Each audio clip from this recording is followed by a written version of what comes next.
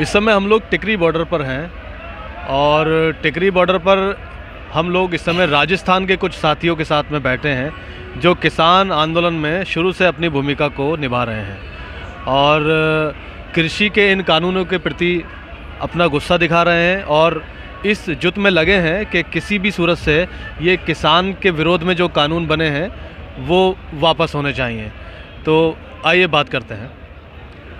जी भाई साहब, आपका क्या नाम है?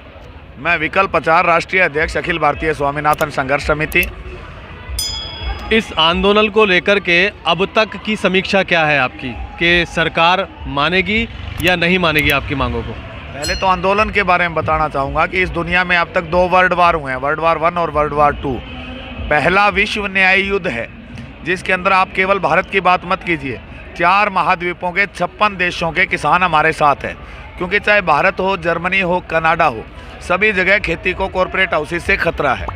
तो वो बिल्कुल हमारे साथ खड़े हुए हैं। जहाँ तक आंदोलन जीत की तरफ जा रहा है या हार की तरफ जा रहा है, उसमें आपको डिटेल्ड बताना चाहूँगा कि अब तक जितने भी आंदोलन पीछे हुए, जेपी आंदोलन बड़ा हुआ, अन्ना आंदोलन हुआ, रामदेव आंदोलन हुआ, तो सरकार से वो लोग ग्राउंड पर मजबूत थे, टेबल पर हार जाते थे। इस बार हमारी आंदोलन की जितनी तैयारी ग्राउंड पर थी उतनी टेबल पर थी।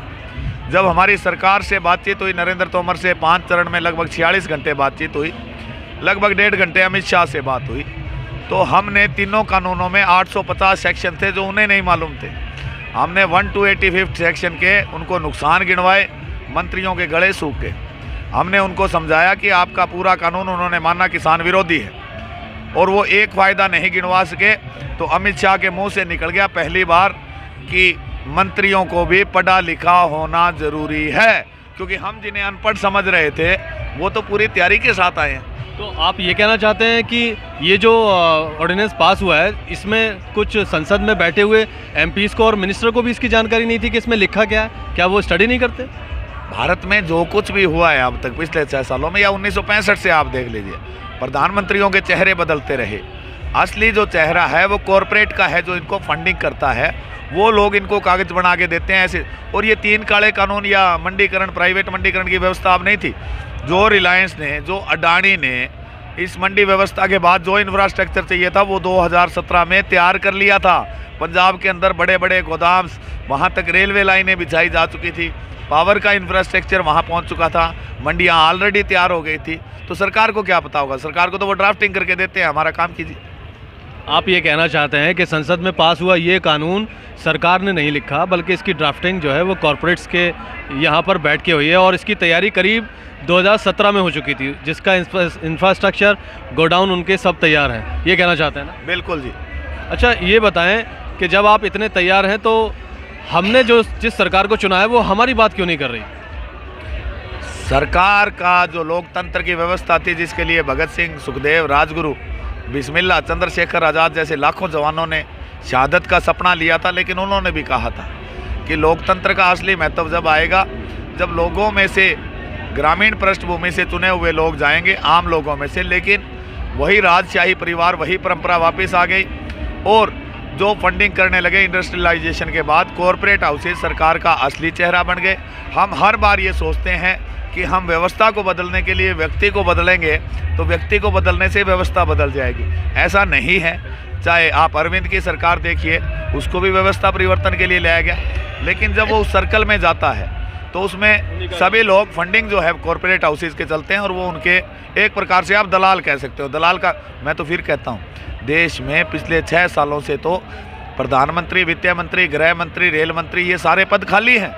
इन लोगों को अपने मंत्रालय के आगे लिखा देना चाहिए अंबानी अडानी का दलाल नंबर 1, अंबानी अडानी का दलाल नंबर 2, क्योंकि जब देश का प्रधानमंत्री जो है पूरी तरह से बातचीत के हमारे चरण में मान चुका है कानून आपके खिलाफ है, तो हम तो मोदी जी को एक छूट भी दे रहे हैं कि आप अगर वापस नहीं ले सकते कानून तो आप मन की बात में आके कहिए मैं देश का प्रधानमंत्री नहीं हूँ, मैं अंबानी अडानी ने मुझे उनका काम कराने के लिए नौकरी पर रखा हुआ।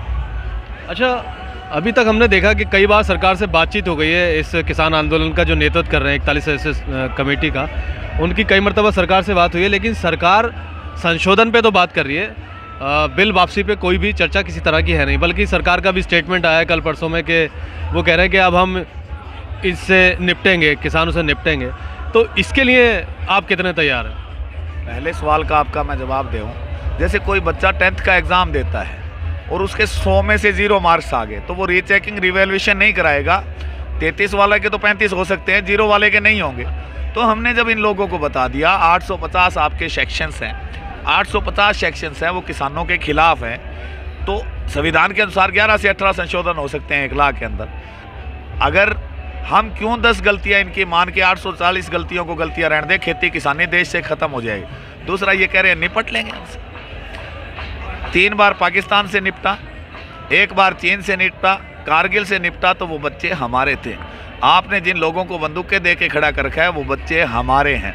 फौज के हमारे जितने किसानों के बच्चे हैं उन्होंने अपने अध्यक्षों को लिख कर दे दिया है कि अगर हमें अपने बाप काका ताऊओं पर गोली चलानी पड़ी तो हम ये जॉब उसी समय छोड़ देंगे।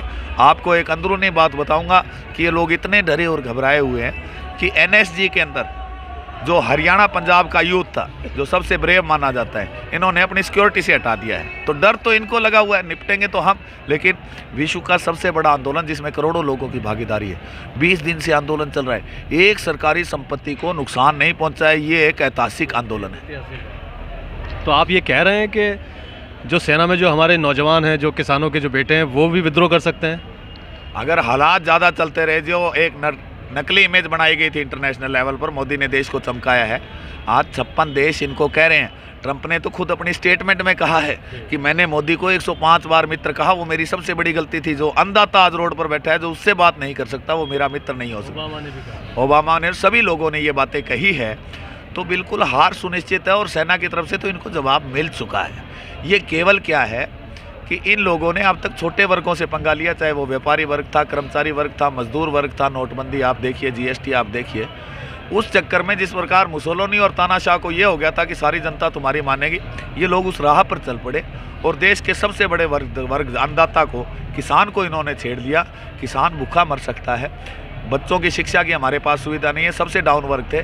लेकिन हम अपनी ज़मीन को, खेती, पढ़ा लिखा किसान टकरा नहीं, ज़मीन खेती को माँ से ज़्यादा इज्जत देते हैं। माँ की तरफ जब इन्होंने उंगली करने की कोशिश करी तो किसान सब कुछ बर्दाश्त कर सकता है, अपनी माँ को नहीं भेज सकता। तो इन्होंने इस बार ततैया का छत्ता छेड़ दिया। और ततैया एक ऐसा जानवर है जो ऐसी ऐसी जगह काटता है, ना तो आप दिखा सकते हो और ना बता सकते हो। तो साथियों, आप देख रहे हैं हमें टिकरी बॉर्डर से, और आप अभी जो बात सुन रहे थे उसमें सबसे सशक्त बात यह है कि सेना में जिस किसान का बच्चा भर्ती है वो भी कल को अपने माँ बाप पर या अपने बाप पर किसान आंदोलन में आकर के गोली नहीं चलाएगा या लाठी नहीं चलाएगा। तो मुमकिन है कि सरकार को इस आंदोलन में पीछे हटना ही पड़ेगा और इसका डर काफ़ी है। और शायद इसीलिए एनएसजी सुरक्षा से उन्होंने हरियाणा और जाट के और सिखों के जो किसानों के जो बच्चे हैं वो हटाए हैं। तो बने रहिए हमारे साथ। इस समय हम टिकरी बॉर्डर पर हैं। धन्यवाद।